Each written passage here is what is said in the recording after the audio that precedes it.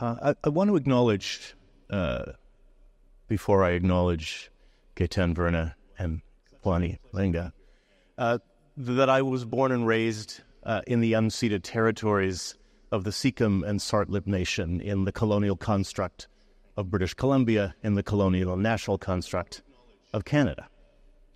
I offer this because when I went to university, I studied colonial history. I went to graduate school and I studied colonial history and material culture. And it was a profoundly one-sided education, one that I embraced because I had been raised by a British family that went to Canada on the promise of a large Commonwealth bounty. I never in my high school nor my university experience considered the fact of where I was, but rather who I was as a descendant of a stalwart group of explorers who came from the British Isles to take up residence in Canada. That omission in my education leaves me to this day with a profound sadness because I devoted so much of my academic life to proffering a history of colonial and national development in Turtle Island, North America, to the violent exclusion of acknowledging the consequences of how my history and the history of my fellow Canadians and fellow British Columbians occurred. This is not to say that my fellows at school were not aware of Indigenous history or the histories of genocidal violence against Indigenous people or the consequences of colonial and imperial trade, but it is, I hope, a way of acknowledging my profound and continuing sadness that it's taken me this long as a person to rethink the things that I always thought were right and true. I want to read you some words from Ms. Verna in her lovely comments about the work that we saw yesterday at the pavilion. This is why bookmarks are so important. Kapwani Kiwanga materializes intangible cultural architectures, how diverse societies have been built through laws, trade, exchange, and encounters between people.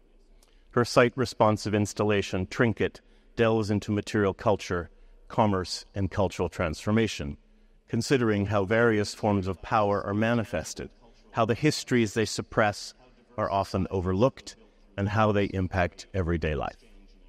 Thank you for those words.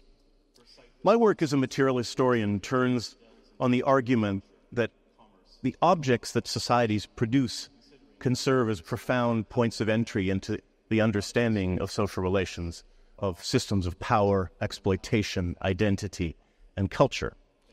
I'm reminded that John Ruskin, who spent a lot of time in this place that we are now gathered, wrote in The Stones of Venice that societies write their history in 3 books: the Book of Words, the Book of Deeds, and the Book of Art. Now, for Ruskin, art was an expansive category. He was interested in material life. But if we think about that, he said, of these 3 books, the most reliable and most important is the last. In art and in objects, those who want to pay attention, who take the time to consider that which they're seeing, have the opportunity to reveal truths about the past, about societies, and about people. Well, my work recently has considered the consequences of systems of imperial and colonial trade in the manufacture of goods. I show you a map here that sort of captures the idea of the global colonial and imperial reality, the 18th century cornucopia of exploitive capitalism and racial capitalism. I'm interested in my work increasingly in the idea of complicity and how any of us and all of us need in our moral and ethical core to think about our place in the consequence of materialism, social relations. Hence the title, Complicity, Imperialism, Racial Capitalism, and the Study of Material Life. I was telling some students recently about the idea of complicity, and one student said, well, we're just all in the world. And I said, yes, but I said, how many of us actually take the time to think about the implications of things? the origins of things. It's easy to pick up a cell phone and take a picture of your remarkable art installation, but that would not be possible if we didn't have the extraction of rare earth minerals in the continent of Africa, the pollution of water systems in places of habitation, cyanide being leached into groundwater systems for the extraction of gold, all of these things. And your work, Kapwani, absolutely addresses that. But I would say in our advanced state of capitalism, in a world that hangs in the balance through ecological destruction, through the rise of fascism, tyranny, and the prevailing ideologies of white supremacy, there is comfort for many in avoiding confrontation. Next slide, please. Well, here we are in Venice, a place now that we have to pay €5 a day if we want to be a day tripper, that if we bring our Carnival cruise, we may not be having the best access because we're parked away. But this place has, for eons, attracted people, traders, musicians, artisans, patrons, people of power, in the creation of a world. And we know that Venice was the result of people seeking a defensive place to get away from violence, and that it's evolved into this magical world of carnivals, cuttlefish pasta, sights, and art. Next, please. When I think about beads, and in particular what we would call trade beads made in Venice and in Czechoslovakia, I'm struck by the fact that these objects, and I'm grateful to Royce for her comment about how the makers and the stringers of these objects imbued these objects with meaning, and that they've moved through time and space carrying the hands and the imprint of those who fashioned them and used them. I go, however, to the other side, the implication that things of beauty and things of aesthetic power can be deceptive. They can lull us into a state of thinking that, well, I'm so taken in by what I see, I don't necessarily have to interrogate what might lie beneath, structurally or actually. Yes, please. I suggested that material culture is an opportunity to look at what human societies have made across time and place for any number of reasons. We think about material transformation. We think about problem solving through the conceptualization of objects. We think about function. We think about form. And we think, to use the words of Igor Kapitov, the biography of things as they move through the world, touched by people, touching people, and always being repositories of consequence. Material culture argues that there is always a relationship between the thing, a text, and the context of its production. Next, please. Here we see depictions by Europeans of the halcyon cornucopic possibilities of trade with the continent of Africa. These depictions of indigenous peoples and settlers coming with agendas of exploitation and self-interest are presented in ways that for many people were appealing. Europeans seduced by the idea of the exotic and the far away, by the possibilities of new commodities that would enrich and enhance life. Next, please. However, in the context of trade beads, and for me the key is trade, it would be wrong not to face fully and openly the implication of these objects that were used as transactional elements. Currency. Currency is such a fascinating word because it not only means money, but it also means immediacy and timeliness. We think about the currency of fashion. So the relationship between that which is popular and that which is possible, and the fact that we have a linguistic link between the mechanism for exchange, usually not equal, usually lopsided, usually at the expense of one group of people because of the capacity, the cynical, capitalist-driven capacity of others. These are images from Benin, the serpent of Ouida and all. Next, please.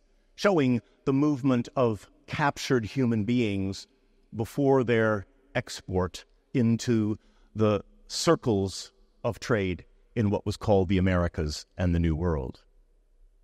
The idea that Europeans for documentary reasons and anthropological curiosities, would give us these visual accounts of those imbalances of power and the complicity of individuals in the transformation of the world.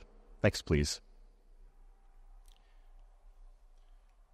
My time at Yale was important for me because I had gone initially as part of research on a book about a British artist named Herman Anderson, who, I'm not showing you his work, but Mr. Anderson paints what I would call the most transfixing and voluptuous pictures, often of the landscapes of Trinidad and Jamaica. His parents immigrated from Jamaica to Britain in the early part of the 1960s. He was born in Britain, the youngest of 8 children. In looking at Jamaica, Mr. Anderson is as much interested in the quotidian, the everyday landscapes of that island, and the same in Trinidad, and the natural beauty. But he's aware, and there is a point to this, that for a long history in the context of art coming out of Britain, there were efforts on the parts of makers to hide the brutality and the genocide and the ugliness of colonialism and imperialism in that part of the world. If you look at his pictures, one is drawn in by the skill, his brilliance as a painter, his use of color, his capacity to capture nature. And at the same time, if you look past the beauty, if that's possible, you think, well, what is he showing us? And he's showing us sites of profound violence, of the indifference and inhumanity of colonial and capitalism, and one would argue contemporary capitalism in the once so-called West Indies. I went to Yale because I was interested in the way that colonial-era painters from Britain were sent out to the colonies in order to paint images, bucolic and appealing, of sugar plantations, to paint the human-owned individuals on those plantations in ways that would make visitors and viewers in Britain say, that system of commerce, beneficial to the mother country, beneficial to the colonies, wasn't so bad. When I went to Yale, I was interested in a series of genre pictures by a man named Arthur Davis. This is his picture, Mr. and Mrs. Hill. And it's one of many types of images showing interior landscapes. And for me, it's one of the most powerful and unsettling. What does it show? Well, it shows an upwardly mobile, middle-class, land-based family in the north of England who are posing in their living room, which we assume is an accurate depiction of a real space as opposed to a type of imaginative constructor one. But what do we see? Well, we see a fireplace with a Palladian mantle, another link to Venice, Andrea Palladio resuming the works of Vitruvius and creating for British society a mode of architecture that was both classical and progressive. Above the fireplace, we see what's called a Campagna picture, a portrait of a type of bucolic and imaginary Italian landscape. But for these people, evidence of the role of agriculture in the establishment of the British state. But this agriculture is only one part of the agrarian empire. There is, of course, the agriculture of Jamaica and those places across the Atlantic. And if we think about the Atlantic, we always have to think then about Derek Walcott, who says the sea is history. That would explain Venice. It would explain the West Indies. It would explain Britain's power and the power of other European nations who took to the oceans to claim, to conquer, to exploit, and to do violence in the service of middle-class affluence and aristocratic privilege and monarchical privilege and the privilege of the Anglican Church in Britain. What else do we see in this picture? Well, we see Mrs. Hill looking rather nice in her silk gown, Mr. Hill with his portly stomach suggesting a good life. There is, of course, a mahogany tea table. There's Chinese porcelain, and there's a sugar bowl. And in the fireplace, there's a baluster blue and white vase. These props, within their performativity, are the consequences of imperial and colonial trade. You could not have tea unless it was brought to Britain. You needed, as part of that culture of refinement and material respectability, a mahogany table. If you had an oak one, if you had a pine one, if you really wanted to show who you were in the context of material life affluence and refinement. Where gentility mattered, you needed the mahogany table. But what do we know about mahogany? Farmed in Jamaica, in the West Indies.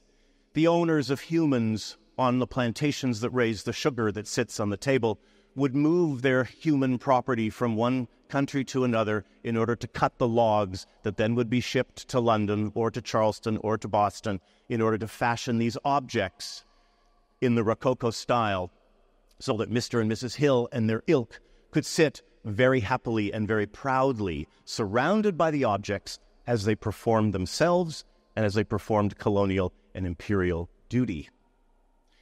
When I look at mahogany, and this was my project initially at Yale, to document mahogany, depictions of mahogany in 18th century portraiture, my project shifted to questions of interpretation. What type of label would we put for Mr. and Mrs. Hill other than Arthur Davis' conversation piece, 1750-1751, Yale Center for British Art collection of Paul Mellon? I asked the undergraduates, how would you describe this picture? They would say it's a fine example. And I said, what if we said that this image sits at the intersection of genocide and imperial and colonial commerce? And that this example of the good life, where gentility and genocide are inextricably bound up, brings us back to the question of aesthetics. Mr. and Mrs. Hill were stylish people.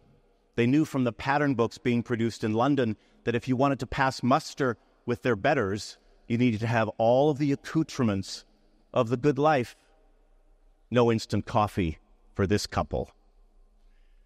Well, if we think about Trinket and the question of the latent and manifest meaning of contouri, if we think about the idea of trade and the currency that glass beads allowed to take place, and if we think about the relationship between beads for what?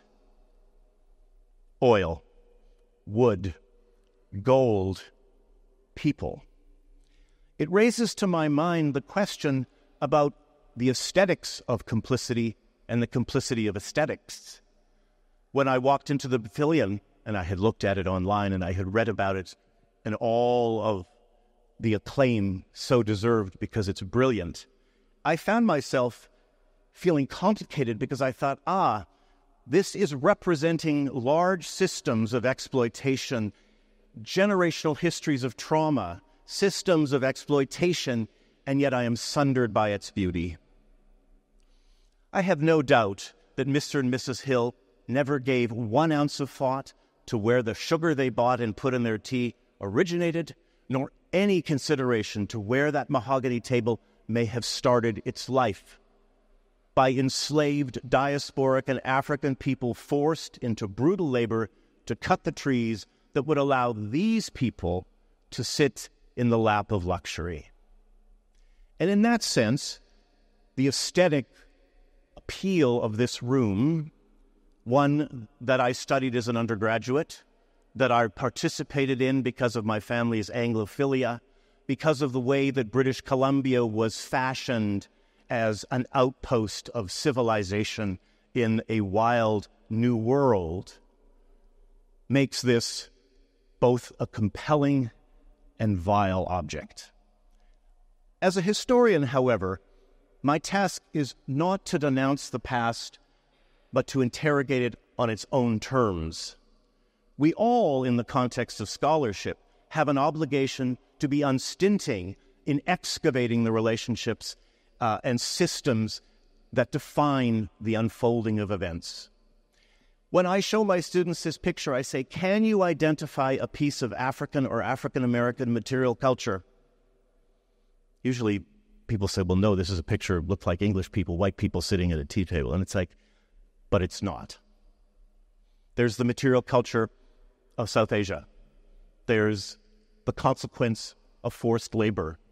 There's the performativity of aristocracy and material gentility, all of which is part of a larger system that I, in my work now, so long after the time that I took that first course in British imperial history, where I was told, as my grandmother would tell me, that the sun never set on that world. And yet we know that in order to shine light on that, it's necessary to look past what we see. Thank you so much.